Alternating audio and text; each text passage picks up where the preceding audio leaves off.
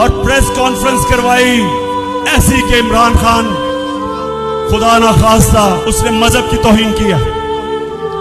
और फिर इनकी कोशिश है कि इसकी वजह से अगर कोई भी मेरे ऊपर वारदात हो तो कहेंगे जी मजहबी जुनूनी ने कर दिया, कहेंगे कि जी कोई दीनी इंतहा पसंद है इसको मार दिया।